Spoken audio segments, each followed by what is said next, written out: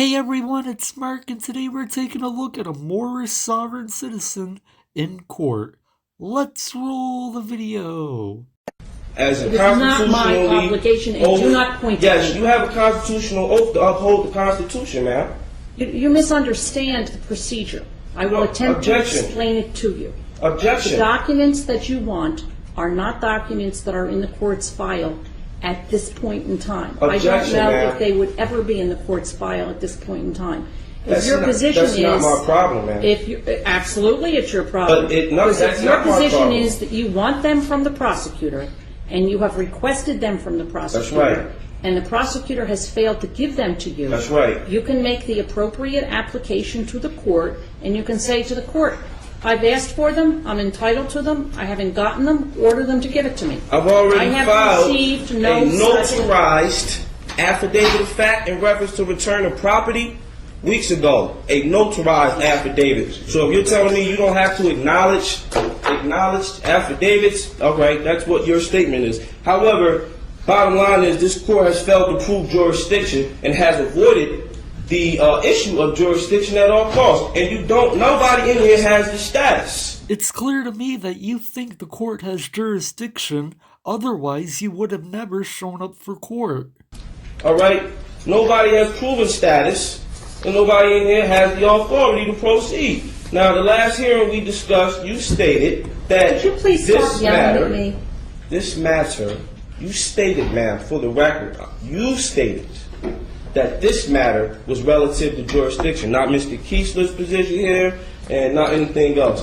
You stated that you were giving the prosecution a chance to prove jurisdiction, and he's not even the assigned prosecutor to the case, but obviously he's remaining silent, and he has nothing to state. So I move that this case be dismissed.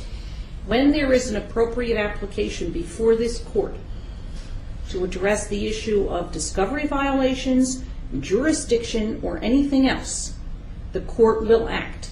Filing a notarized or not notarized affidavit is not an appropriate way to bring a matter before the attention of the court. What you must file is a notice of motion that sets forth the relief that you want, and it needs to be supported with a certification, an affidavit, whatever it is. Can you repeat that, ma'am? Notice of motion.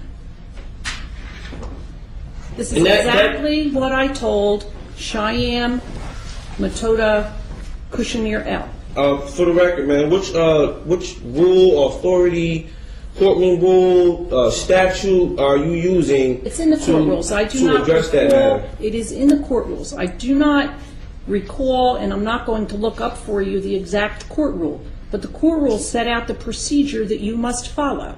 Objection, ma'am. I'm not a party to society. I'm not subject to your courtroom rules, and you have not proven jurisdiction. I think the judge should prove jurisdiction to him by holding him in contempt of court. And I will never address the issue of jurisdiction until and unless the appropriate application is made before the court, because filing either an affidavit that's notarized or an affidavit that's not notarized does not bring it before the attention of this court.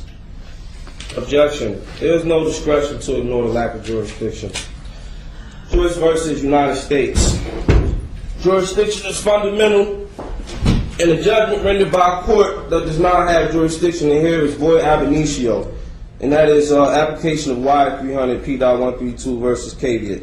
Once jurisdiction is challenged, the court cannot proceed when it clearly appears the court lacks jurisdiction. The court has no authority to reach merits, but rather should dismiss the action. Malo versus United States 505 F2D. When jurisdiction is challenged, the party involved jurisdiction has the burden of establishing. Basso versus U.S. Power Light Company.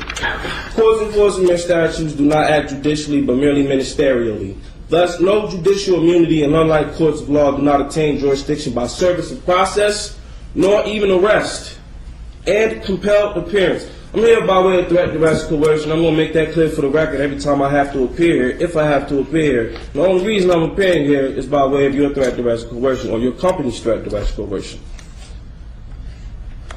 You can read me. Let me interrupt you, please. You can read me this until the cows come home. You can read it ad nauseum and ad infinitum. It doesn't change the fact that until the issue is brought appropriately before this court, no ruling with regard to jurisdiction is ever going to be made. Now, let me ask you this question, though. In the other matter, first of all, let me backtrack a little bit. Let me get the correct number out here because we now have two numbers. In the case with indictment number 08-04-0441, which is the one in which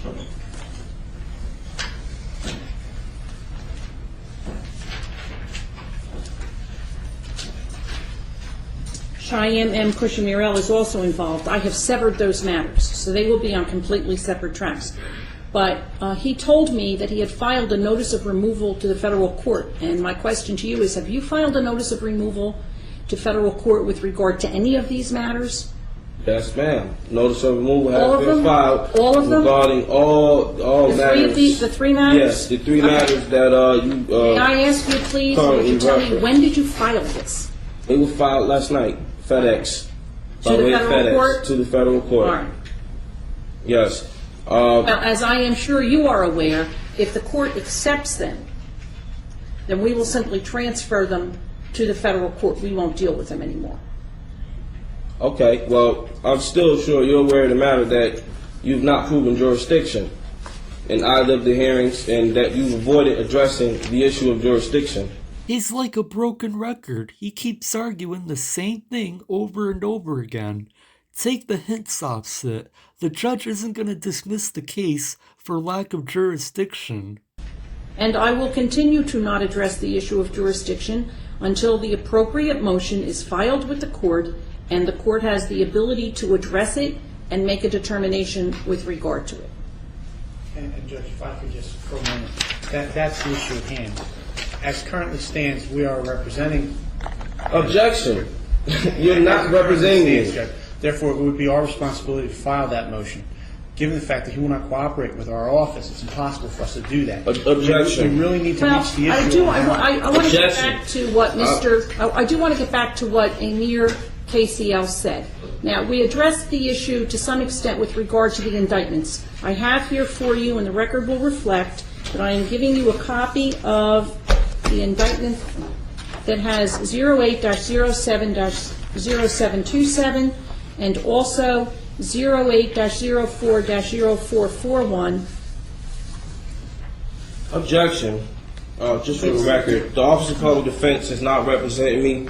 You don't have any power of attorney for me, and I'm not part of your society, so you cannot represent me, and we do not share nationalities. I feel bad for this lawyer who has to deal with his sovereign citizen nonsense.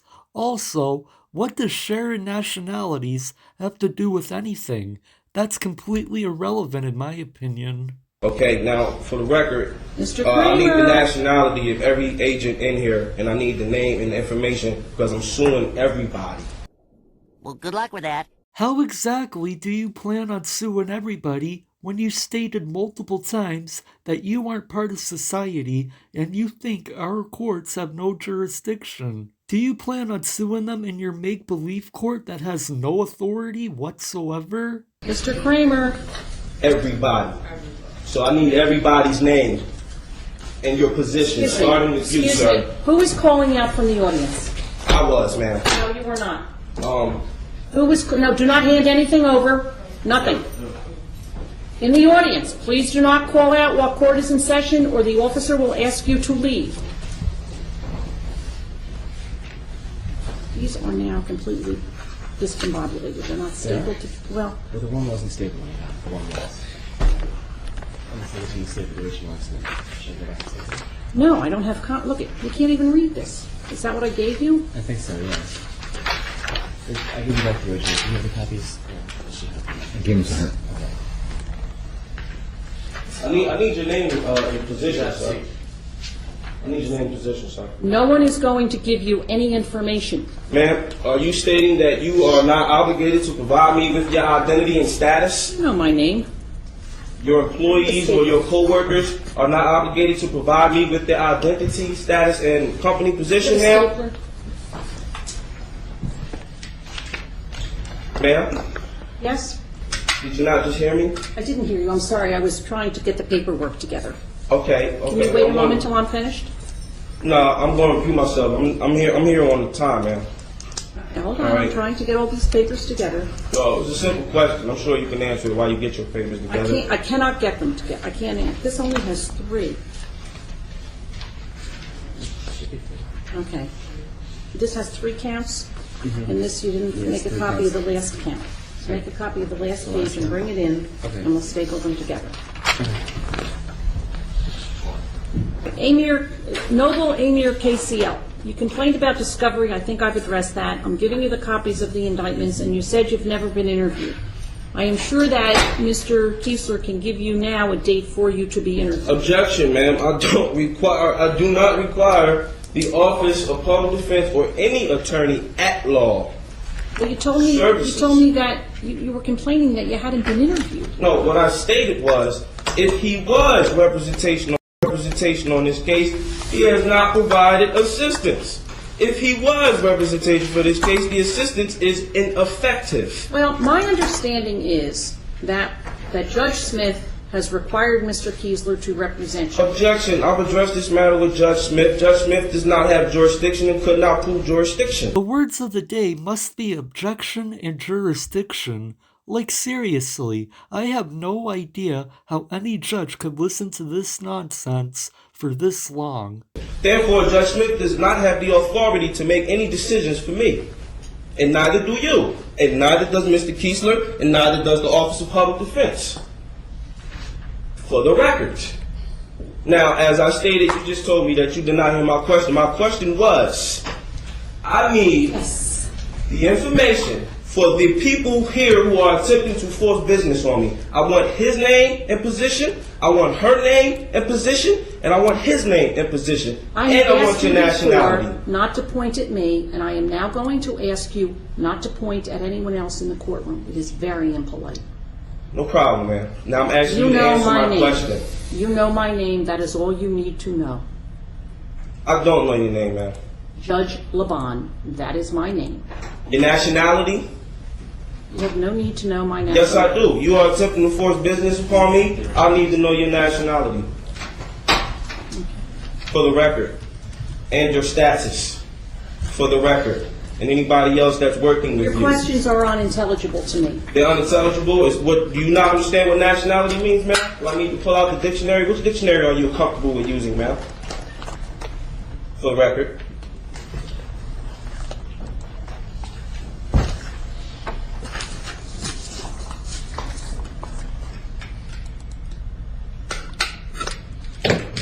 All right. The record should reflect that I am going to give to Noble Amir KCL, a copy of Indictment 08-07-0727 and Indictment 08-04-0441. Objection, ma'am. Could you state for the record who those indictments are addressed to? Well, stating who you were giving to. Objection. Wait, no. Hand that back to her because she needs to repeat. She needs to state for the record. I am handing the papers to Noble Amir KCL. I need to know who's on it, ma'am. It doesn't matter who's on it. Yes, I'm it giving does. you copies of papers. I need to know who's addressed to. Read it. If it's not addressed to me, read it. You've not read my notarized affidavits. Read it. You've not read my notarized affidavits. Right. Well, this is what I'm going to do. I'm going to give this matter another date. Mr. Kiesler, you can make whatever application you want. Noble Amir KCL, you can make whatever application you want. Hopefully, in the meantime, we will hear from the federal court with regard to the removal application. I'm going to just state for the record that your application to do any further proceedings are denied because you have not proven jurisdiction, neither has the prosecution who was here and present. Prosecution, would you state your proof of claim for the record? Your Honor, would any motion by our office be heard on the next date, or would you set a separate hearing? No, it'll be heard on the next date. Thank you. For the record, the application and proceed to set any hearings is denied. It's not proven jurisdiction. I'm starting to think that this is the guy that taught Darrell Brooks everything he knows about subject matter jurisdiction. April 6th. Denied. Thank you, Your Honor. May I be excused, Judge? This is the only notice that I will give Noble Amir KCL at the April 6th date. I don't know if anyone sends out, I don't know if Mr. Kiesler's office sends out letters reminding people, but I don't. We simply expect that you will be here on April 6th. And please, let me just say this. If you want this court to rule with regard to jurisdiction, it is very simple to bring the issue before me. All you need to do is file the appropriate application, a notice of motion. Objection, ma'am. You can file all these other papers, and it's just never going to happen, sir. Objection, ma'am. That's not my problem that you're not upholding the law, ma'am. That's not my problem. That's your problem, ma'am. Because whether regardless you people understand or not, you've all fired yourselves. So there is no room to set another hearing because you failed to prove jurisdiction in every hearing that we've had. Judge Smith has failed to prove jurisdiction. You failed to prove jurisdiction. Prosecutor Luciano's failed to prove jurisdiction. You people fired yourselves. I'm letting you know that right now you violated your constitutional oath. I'm protected by the Treaty of Peace and Friendship via 1787. May be excused, sir. Yes, Mr. Kiesler, thank you. Is this matter dissolved? No, it's not dissolved. This case happened a while ago and I tried finding an update online. Unfortunately, I couldn't find one. If anyone knows the outcome of this case, be sure to let me know in the comments. As always, I would like to give a big shout out and thank you to all of my channel members for your support. I really appreciate all of your support and all of you are awesome. And that's gonna do it for this video.